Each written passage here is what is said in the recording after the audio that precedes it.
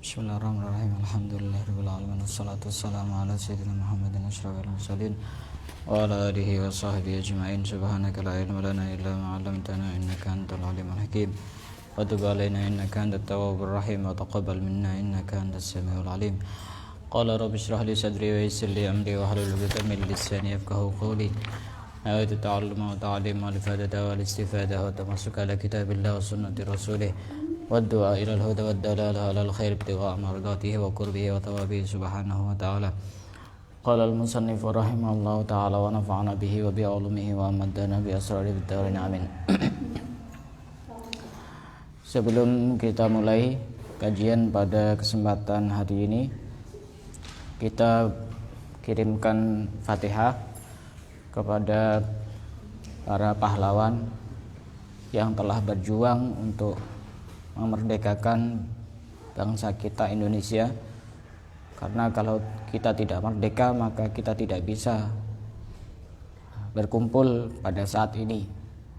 Kita perlu banyak berterima kasih kepada mereka yang memperjuangkan nyawanya demi untuk kemerdekaan bangsa Indonesia, dan kita hadiahkan bacaan Fatihah kepada mereka, para pahlawan, para syuhada, dan orang-orang soleh yang berjuang untuk negara kita, negara Indonesia. Ala hadiniyah wa likulliyatin salihah ila hadratin Nabi Muhammad sallallahu alaihi wasallam. Al-Fatihah.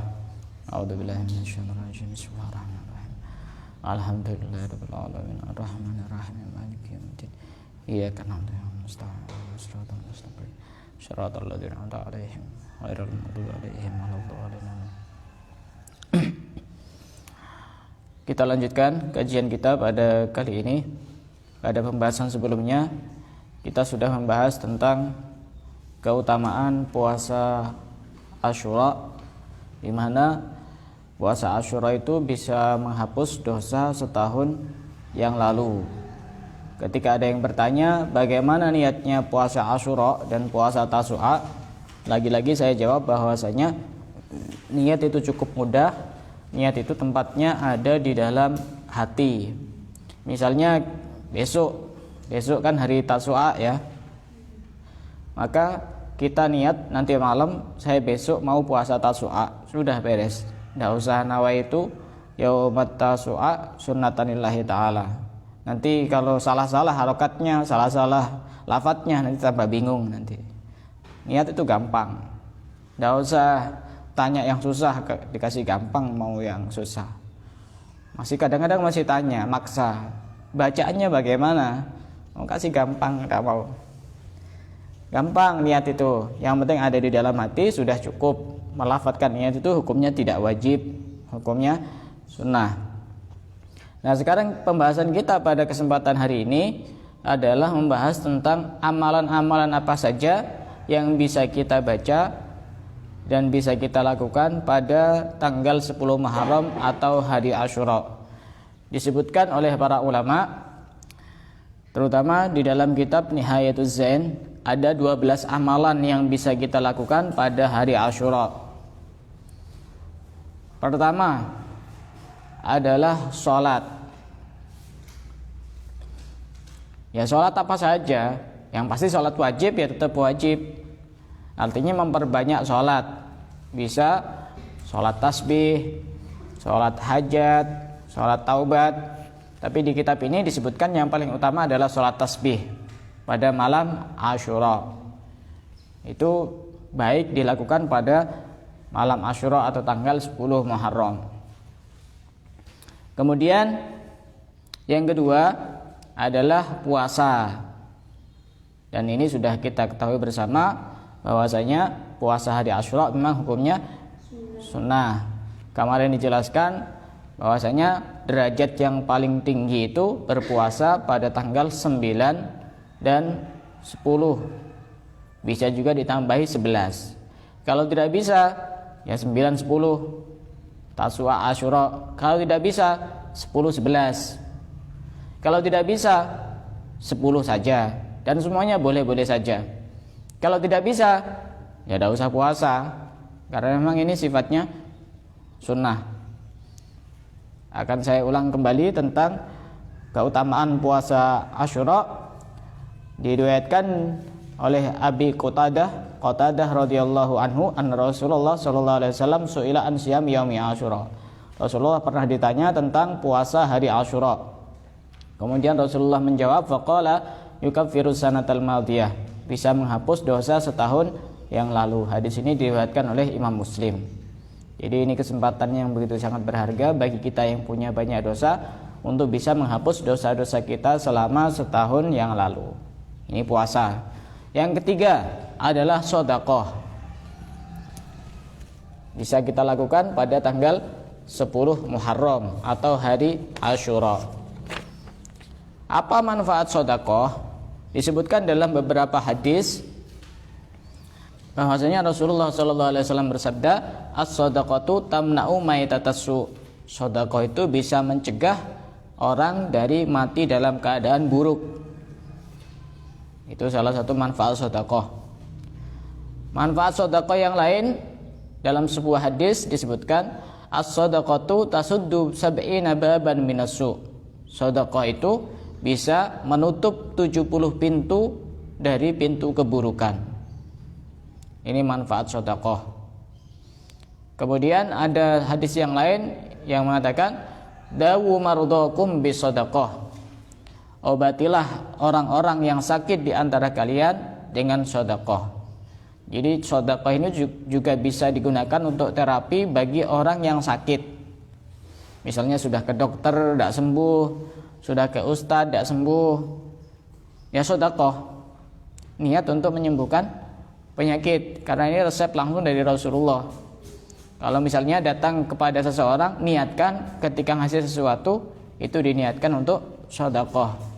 Itu bisa menyembuhkan segala macam penyakit, sedekah. Dalam satu hadis yang lain disebutkan, as-sadaqatu tudfi'u an ahliyah harral kubur. Sedekah itu bisa memadamkan panasnya alam kubur dari orang yang ada di dalam kuburan tersebut. Wa inna ma yastadillul mu'minu yaumal qiyamati fi dhilli sadaqatih. Dan orang mukmin pada hari kiamat akan bernaung di dalam naungan sedekahnya, di mana pada saat itu orang-orang sedang kebingungan dalam keadaan sangat genting, orang-orang sedang dalam kepanasan, tapi orang yang istiqomah bersedekah, punya amalan sedekah, maka dia akan bernaung dan berlindung di bawah sedekahnya. Ini amalan yang ketiga adalah sedekah. Yang keempat, at-tausiah alal iyal. At-tausiah alal iyal itu artinya menyenangkan keluarga pada hari Asyura. Dan ini bisa dilakukan oleh suami kepada istri dan anak-anaknya, atau bisa juga dilakukan oleh anak kepada orang tuanya atau kepada saudara-saudaranya. Bisa, sangat-sangat bisa. Disebutkan dalam sebuah hadis bahwasanya orang yang menyenangkan keluarganya pada hari Asyura, maka Allah akan meluaskan rezekinya selama setahun ke depan. Orang yang meluaskan dan menyenangkan keluarganya pada hari Asyura, maka Allah akan meluaskan rezekinya pada setahun ke depan. Man wassa'a ala iyalihi yauma Asyura wassa'allahu alaihi fi sanatihi kulliha. Caranya bagaimana menyenangkan keluarga itu? Kita memperlakukan keluarga tidak seperti biasanya. Contoh begini. Misalnya di hari-hari biasa menu makanannya itu nasi, tahu, tempe misalnya.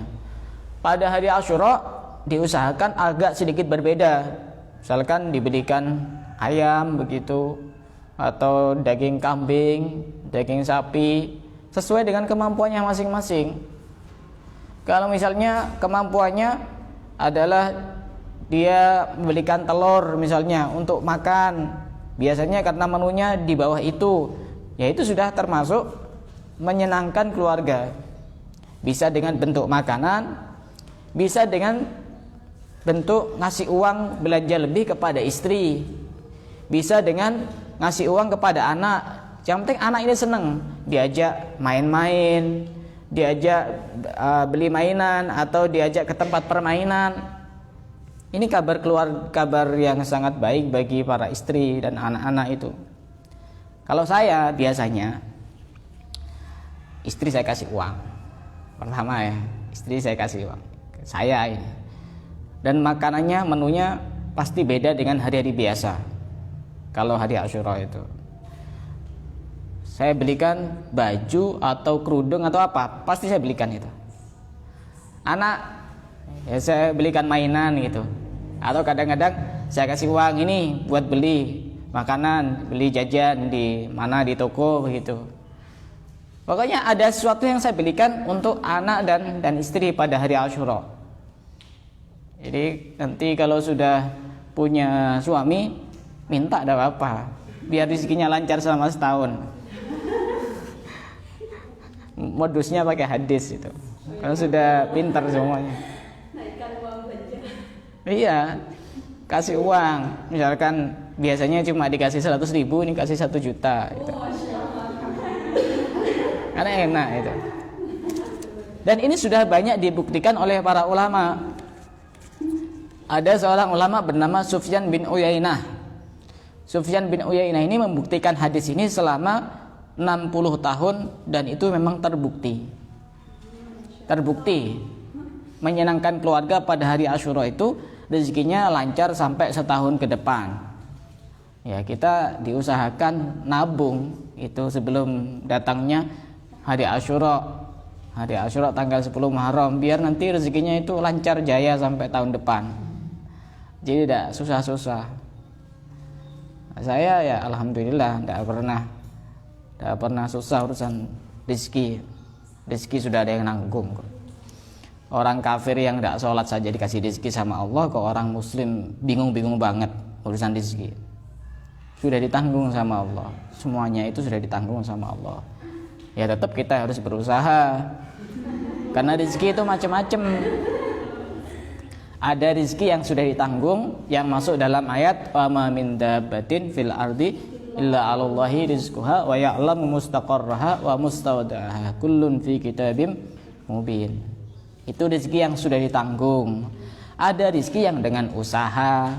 Ya caranya bagaimana? Ya kerja. Ada rezeki yang dengan bertakwa. Wa may yattaqillaha yaj'al lahu makhraja wa yarzuqhu min haitsu la yahtasib. Orang yang semakin baik, maka dia semakin banyak rezekinya. Semakin istiqomah dalam melakukan ibadah dan kebaikan, maka dia semakin banyak rezekinya. Ada juga bonus rezeki dengan memperbanyak mencari ilmu. Itu ada tanggungan-tanggungan yang lain.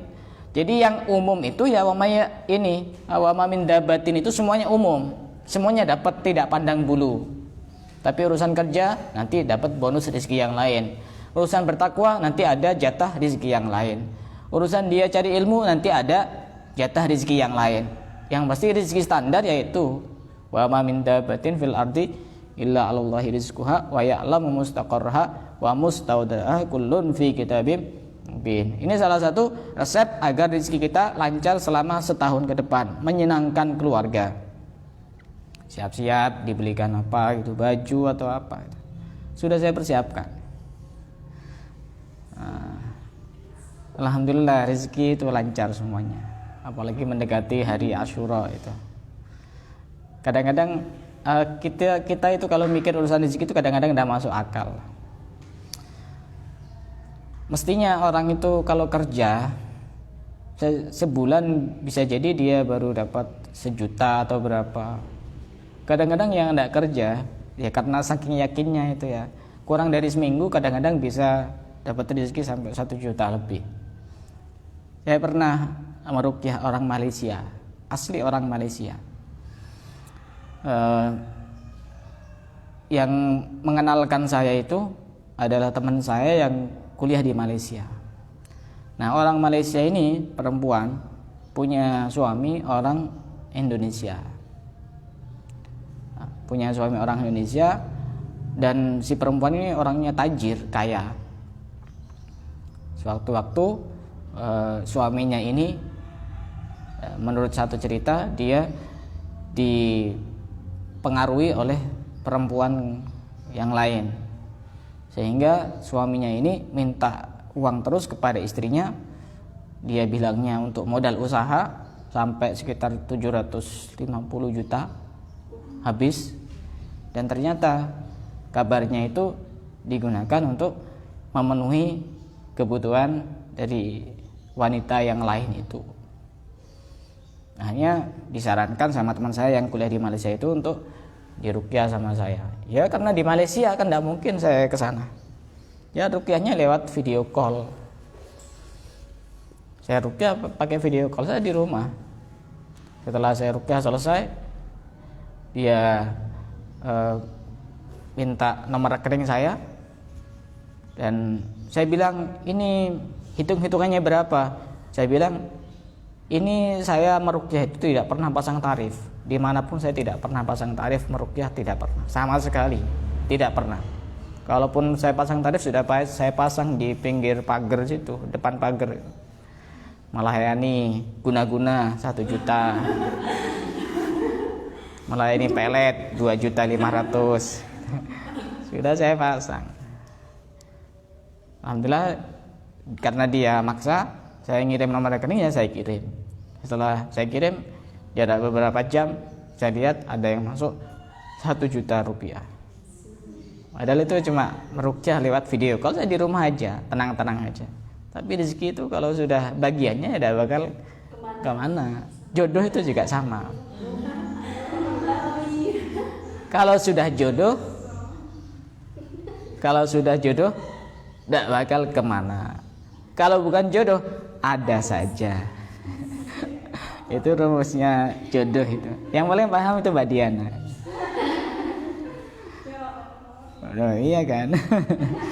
Memang itu artisnya di sini. Yang paling rajin komen di grup ya ini. Nah ini at-tausiah alal iyal, mengistimewakan dan menyenangkan keluarga itu termasuk sesuatu yang sunnah. Bisa dilakukan pada hari Asyura. Ya tapi istrinya jangan pintar-pintar amat, minta dibelikan baju yang mereknya agak mahal. Suaminya uangnya terbatas, ya jangan, itu namanya membunuh pelan-pelan itu namanya. Kasihan suaminya, ya menyesuaikan gitu. Kemudian yang berikutnya, amalan yang bisa kita lakukan pada tanggal 10 Muharram adalah mandi. Mandi sebagaimana orang mandi wajib, mandi besar itu, ya dengan mengguyur seluruh tubuhnya. Niatnya bagaimana? Ya niat mandi Asyura begitu, untuk menghormati karena hari Asyura adalah hari mulia, ya kita mandi untuk menyambut hari mulia itu.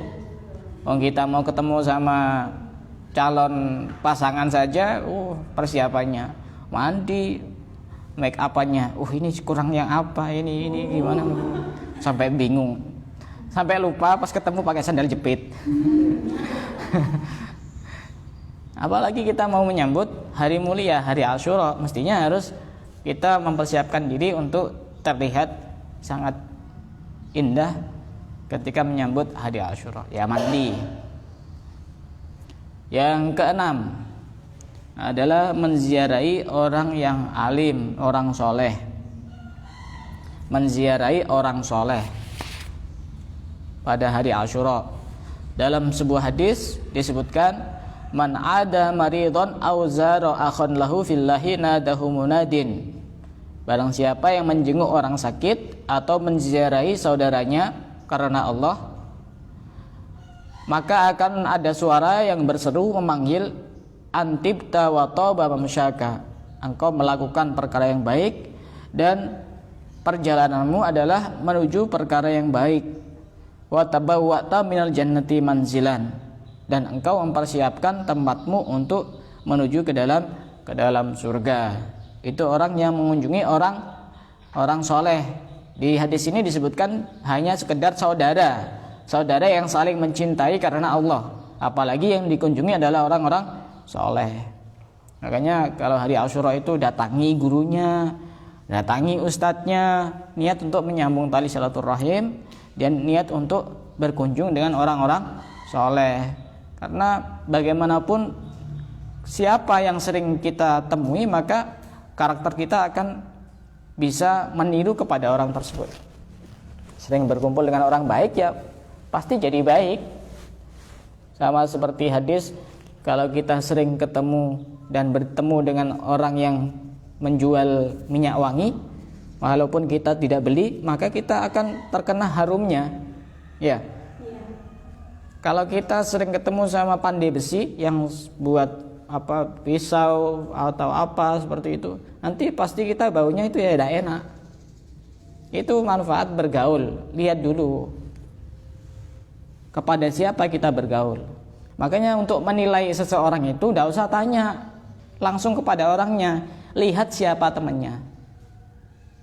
Misalkan untuk mencari tahu, misalkan sudah punya calon, ini calon saya ini baik apa enggak, tidak usah tanya kepada orangnya atau tanya kepada orang lain tentang dia, tidak usah. Cari tahu siapa temannya, karena teman itu tidak jauh beda dengan temannya, tidak jauh beda. Pengen cari tahu namanya si fulan, ini orangnya baik apa enggak baik, temannya siapa? Oh, temannya itu ustadz itu, kemungkinan baik karena temannya juga baik. Tidak jauh beda teman itu, paling beda 11-12 lah, tidak beda jauh banget, bedanya cuma sedikit. Itu sunnah, bisa dilakukan pada tanggal 10 Muharram atau hari Asyura. Yang ketujuh, i'adatul marid, menjenguk orang sakit. Ya tadi itu sama hadisnya, man ada maridon tadi itu.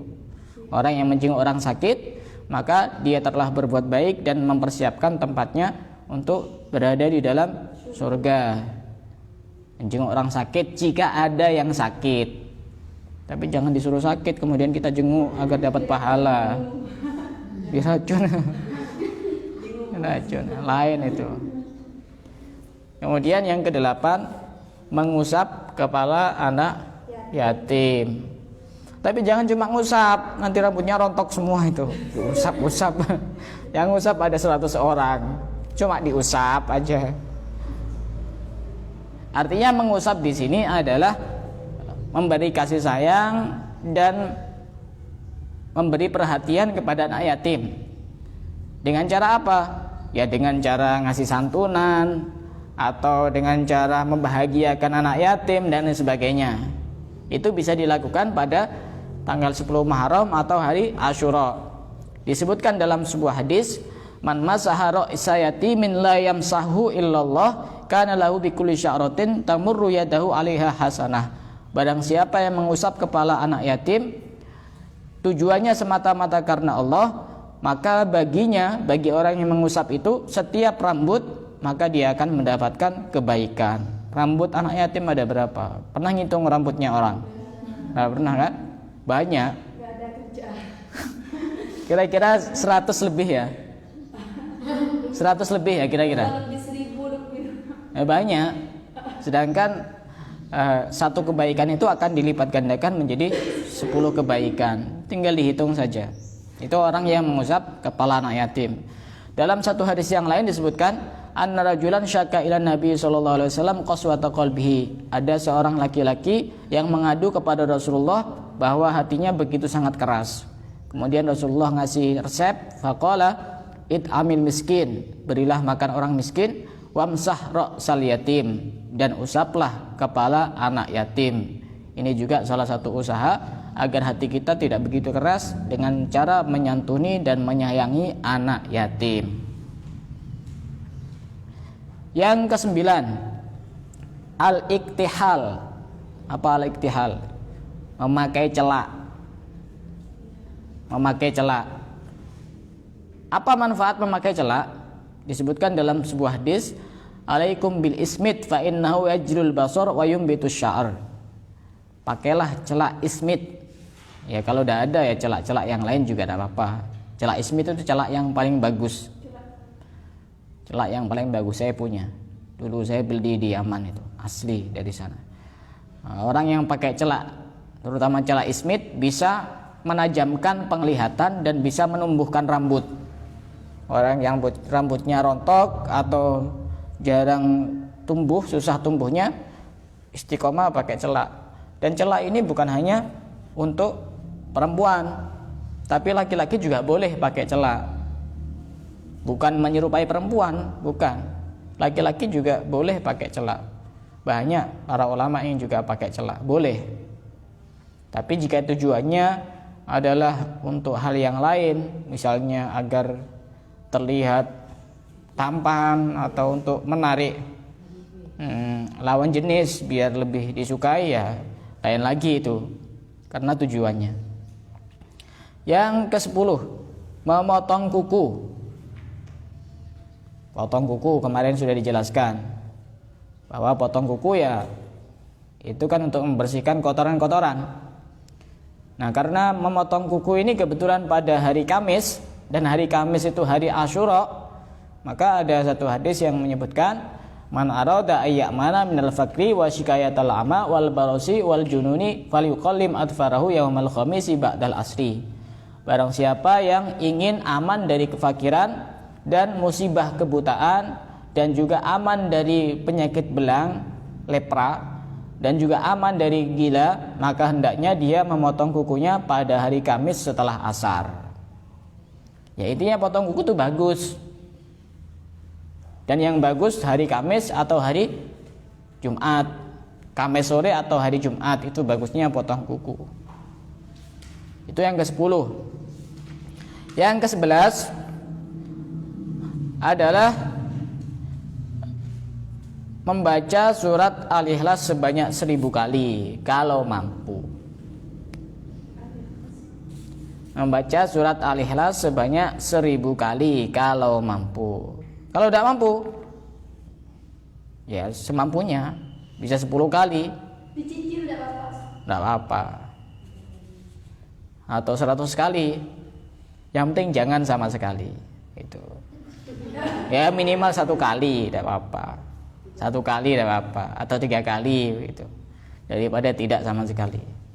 Dari beberapa poin tadi ya mestinya kita harus melakukan walaupun tidak bisa semuanya. Surat Al-Ikhlas, karena surat Al-Ikhlas itu membaca surat Al-Ikhlas sama dengan sepertiga Al-Quran. Kalau kita pengen hatam Al-Quran ya baca surat Al-Ikhlas 3 kali sudah cukup itu. Tapi ya lain, itu alasan orang yang malas-malas baca Quran itu. Yang ke-12, silaturahim. Silaturahim. Yang betul silaturahim apa silaturahmi? Yang betul silaturahim. Karena rahim itu menyambung, rahim artinya menyambung hubungan kekeluargaan. Secara ini ya lebih tepat silaturahim. Walaupun silaturahmi juga tetap tidak salah. Manfaat silaturahim disebutkan dalam sebuah hadis yang diriwayatkan oleh Imam Bukhari dan Imam Muslim, man sarrahu ayyub satalahu fi rizqihi wa yunsa'alahu fi asarihi falyasil rahimah. Barang siapa yang menginginkan diluaskan rezekinya dan dipanjangkan umurnya, maka hendaknya dia menyambung tali silaturahim. Karena salah satu manfaat menyambung tali silaturahim adalah bisa melancarkan rezeki dan memanjangkan umur. Dalam satu hadis yang lain disebutkan innar rahmata la tanzilu ala qaumin fihim qati'ur rahim.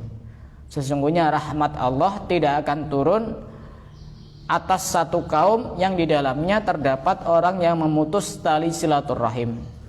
Misalnya dalam satu keluarga ada satu anggota keluarga yang dia termasuk orang yang memutus tali silaturahim, maka rahmat Allah, kasih sayang Allah tidak akan turun dalam keluarga tersebut. Bagaimana nasibnya orang yang memutus tali silaturahim? Yang tidak memutus tali silaturahim saja, karena dia dalam satu kelompok dengan orang itu, maka rahmat Allah tidak turun. Bagaimana keadaannya dan nasibnya orang yang memutus tali silaturahim itu sendiri? Dalam sebuah hadis yang lain disebutkan la yadkhulul jannata qati'un, tidak akan masuk surga orang yang memutus tali silaturahim. Dan yang lebih mengerikan lagi Ada satu keterangan yang menyebutkan qati'ur rahim mal'unun walau mata fi jawfil Ka'bah. Orang yang memutus tali silaturahim, dia akan mendapatkan laknat Allah walaupun dia mati di tengah-tengah Ka'bah. Kurang mulia apa orang mati di tengah Ka'bah? Tapi kalau dia termasuk orang yang memutus tali silaturahim, dia termasuk orang yang akan mendapatkan laknat dari Allah Subhanahu wa taala. Dan yang perlu diperhatikan, ini biar bisa menjawab dari tudingan-tudingan kelompok sebelah, bahwasanya memang kita harus mengakui dari ke-12 amalan itu tidak ada hadis yang sahih yang secara khusus menjelaskan bahwa ini harus dilakukan pada hari Asyura, kecuali cuma 2 hadis yang bisa dipertanggungjawabkan kesahihannya, cuma 2, yaitu masalah menyenangkan keluarga dan masalah berpuasa pada hari Asyura. Kita harus mengakui itu. Jadi nanti ketika ada yang mengatakan itu amalan-amalan 12 amalan yang dilakukan pada hari Asyura banyak yang bid'ah, kita harus bisa menjawab, memang hadis yang sahih cuma 2, menyenangkan keluarga dan berpuasa. Semua kelompok, baik dari kelompok Ahlussunnah wal Jamaah, dari kelompok misalnya Salafi Wahabi, semuanya mengakui 2 ini. Yang lain memang tidak ada hadis secara khusus. Tadi yang saya sebutkan dalil tadi itu kan tidak ada keterangan pada hari Asyura kan? Tidak ada. Tapi kalau kita pertanyakan, misalnya orang sholat bagus apa tidak bagus? Bagus kan ya?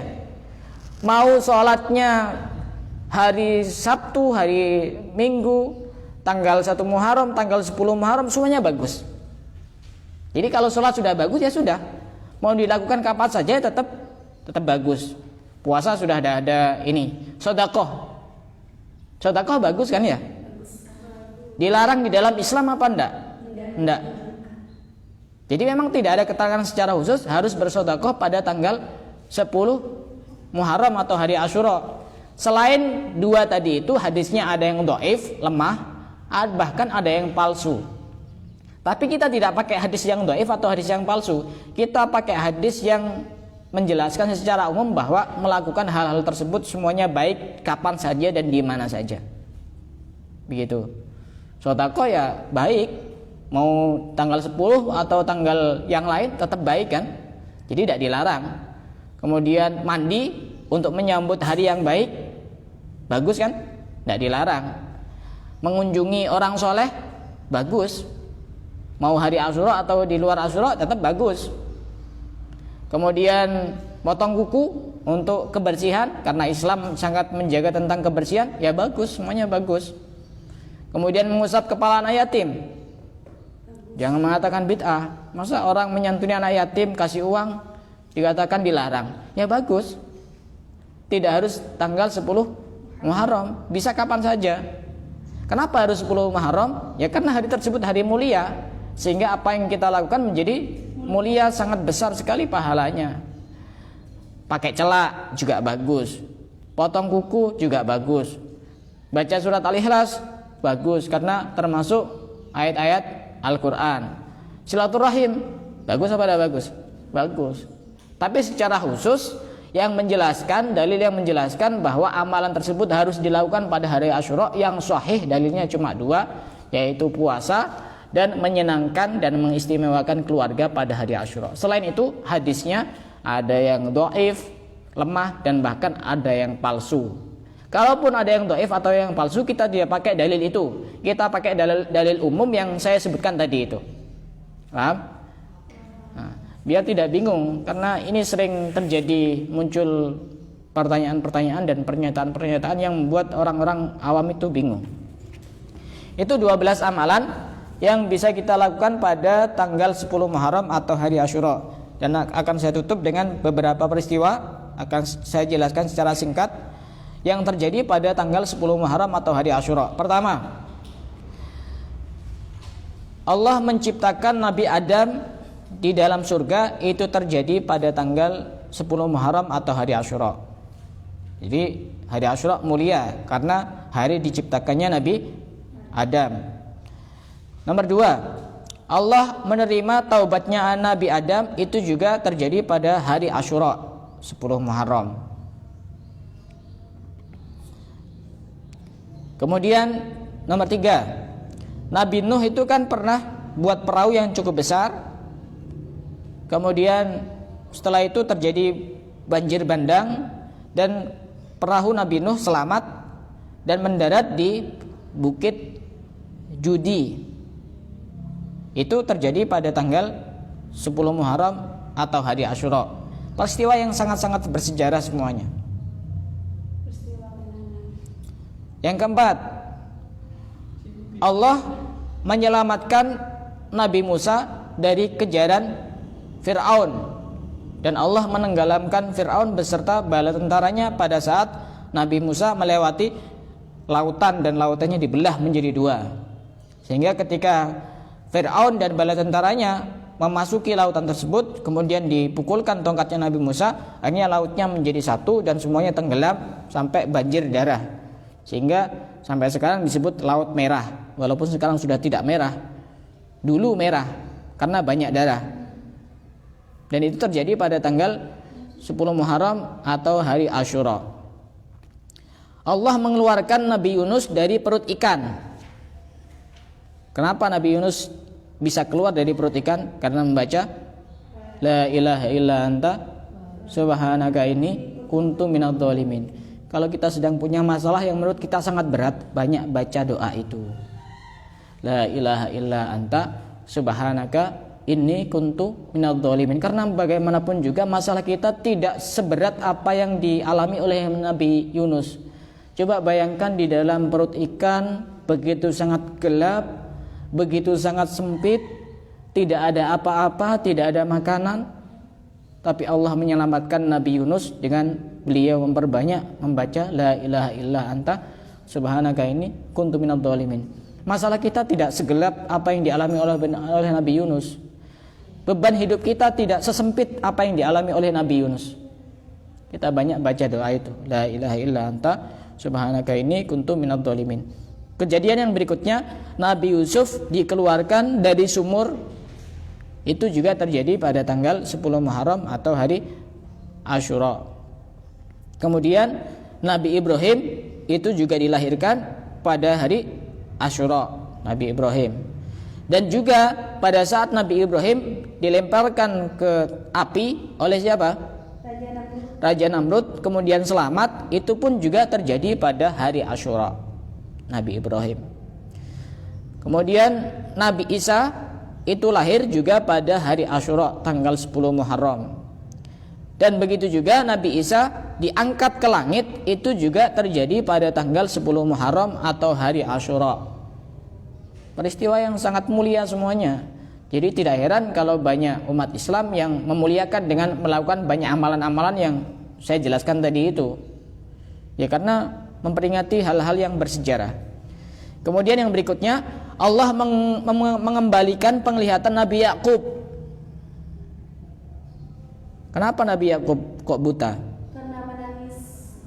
Karena ya itu tadi ceritanya Nabi Yusuf dilemparkan ke sumur, dilemparkan sama saudara-saudaranya, dan lama tidak ketemu sama anak yang dicintainya sampai tiap hari menangis sampai akhirnya buta.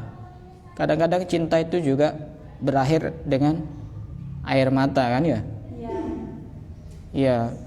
Tapi kalau sampai tidak buta ya cintanya masih biasa. Kan ya? Ditinggal nangis tapi tidak buta ya masih biasa. Bukan cinta yang luar biasa itu. Cinta luar biasa bisa sampai buta itu. Akhirnya waktu itu kan terdengar kabar bahwasanya Nabi Yusuf menjadi raja di Mesir. Kemudian Nabi Yusuf mengirimkan bajunya kepada Nabi Yakub, kemudian diciumlah bajunya Nabi Yusuf. Akhirnya Allah mengembalikan penglihatannya Nabi Yakub. Itu terjadi pada tanggal 10 Muharram atau hari Asyura. Itu kalau diceritakan panjang itu. Kemudian Allah juga menghilangkan penyakit Nabi Ayub, itu juga terjadi pada hari Asyura.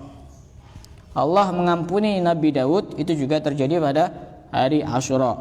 itu beberapa peristiwa yang begitu sangat bersejarah yang terjadi pada tanggal 10 Muharram atau hari Asyura. Karenanya ya tidak heran kalau kita memuliakan dengan melakukan hal-hal yang baik. Dan saya ulang kembali untuk mengingatkan, salah satu amalan yang bisa kita baca pada hari Asyura yaitu membaca hasbunallah wa ni'mal wakil, ni'mal maula wa ni'man nasir, dibaca sebanyak 70 kali pada hari Asyura. Manfaatnya apa? Disebutkan oleh ulama, kafahullahu ta'ala syarra dzalikal am. Allah akan menghindarkan keburukan yang terjadi pada tahun itu sampai setahun ke depan. Ya, ini cuma sebentar, cuma 70 kali. Ini beberapa amalan yang lagi-lagi saya jelaskan, yang hadis sahih cuma ada 2, yaitu tentang puasa dan menyenangkan keluarga. Terkait dengan 10 amalan yang lain, itu hadisnya antara dhaif, lemah, dan bahkan ada yang palsu. Kalaupun hadisnya dhaif atau lemah atau palsu, kita tidak pakai hadis itu, tapi kita pakai hadis yang umum seperti yang saya jelaskan tadi itu. Ya tetap boleh, semuanya boleh. Masa dilarang menyantuni anak yatim? Ya tetap boleh kan? Nah, begitu. Dari sini ada yang mau bertanya? Dipersilakan. Bisa bertanya seputar materi atau di luar materi. Yang dimaksud hadis palsu itu ya apa? Ya tidak ada sumber dari Nabi, hadis karangan saja, karangan orang, tapi dinisbatkan kepada Nabi. Kalau hadis dhaif itu sebenarnya di kalangan Ahlussunnah wal Jamaah masih boleh dipakai hadis dhaif itu ketika berhubungan dengan keutamaan beramal. Kalau digunakan untuk hukum-hukum halal haram, sah tidak sah, tidak boleh pakai hadis dhaif. Walaupun menurut ulama Ahlussunnah wal Jamaah. Ada pertanyaan silakan. Ya. Kan ya barusan sejarahnya kan Allah mengampuni Nabi Daud. Memangnya kesalahan apa yang dilakukan Nabi Daud? Ini saya masih belum baca-baca ini. Kesalahan apa yang dilakukan oleh Nabi Daud? Pertanyaan lain, tidak bisa jawab saya. Nabi Daud itu termasuk nabi yang suaranya merdu dan bagus. Makanya kalau pengen suaranya bagus itu sering tawasul kepada Nabi Daud. Iya. Saya tutup dengan satu cerita sedikit cuma tentang Laila dan Majnun. Ini terkait dengan hari kemerdekaan. Tahu Laila Majnun ceritanya? Orang yang saling mencintai dan dihalang-halangi oleh keluarganya. Pernah satu hari Majnun ini nama aslinya Qais, dijuluki Majnun ya karena dia tergila-gila dengan kekasihnya yang bernama Laila itu. Ya namanya orang sudah kadung cinta itu ya, yang jauh jadi dekat. Semuanya itu bisa melewati lautan, mengarungi sungai, melewati lembah. Kayak Ninja Hattori.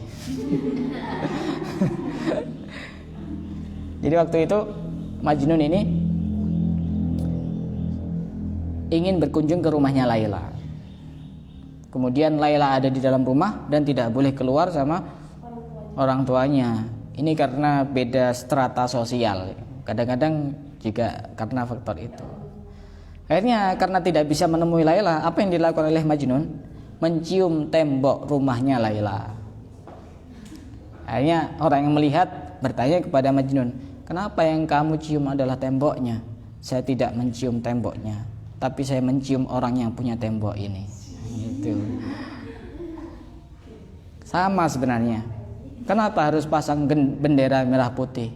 Kenapa harus mencium bendera merah putih? Itu kan cuma sekedar kain, itu kan cuma sekedar kertas. Saya tidak mencium merah putihnya, tapi saya mencium orang yang berjuang untuk membela merah putih. Itu. Jadi jangan dilihat benderanya, masa hormat bendera merah putih dikatakan bid'ah. Apa kita tidak menghargai? Kita tidak menghormati benderanya. Kita menghormati di balik bendera merah putih itu yang berjuang dengan nyawa yang begitu sangat hebat. Demi siapa? Demi kita bangsa Indonesia. Demi siapa? Kalau ada fatwa yang mengatakan Hormat bendera merah putih haram, hukumnya bid'ah, tidak pernah dicontohkan Nabi. Ya tidak mungkin dicontohkan Nabi. Masa dulu ada bendera merah putih? Masa dulu ada orang mengibarkan bendera? Ya tidak mungkin. Ya masuk akal sedikit lah. Masa dicontohkan Nabi? Kapan Nabi mencontohkan itu? Masa dulu ada upacara? Ya tidak mungkin. Dan bahkan ada sebagian ustadz yang berfatwa, daripada nanti disuruh menyanyikan lagu Indonesia Raya, mending kamu baca surat Al-Falaq dan surat An-Nas. Oh, dikira itu lagu-lagu sihir. Orang yang jadi pemimpinnya itu masa dikatakan setan atau gimana itu? Lihat di YouTube pasti muncul itu. Ya, lebih baik baca surat Al-Falaq dan surat An-Nas. Kemudian akhirnya diklarifikasi dan banyak ngelesnya. Ya sudah biasa seperti itu. Jadi ya kita tetap hormat kepada bendera merah putih. Ini sebagai bentuk penghormatan saya kepada bangsa Indonesia, karena sekarang tanggal 17 Agustus saya pasang bendera merah putih. Tapi malam saya cari yang bendera yang kecil itu mau tak tancapkan di sini tidak nemu. Yang jual sama ininya tidak nemu. Ya ini beli ini. Kita cukupkan kajian kita pada hari ini. Semoga menjadi ilmu yang manfaat, ilmu yang barakah. Wallahu a'lam bishawab.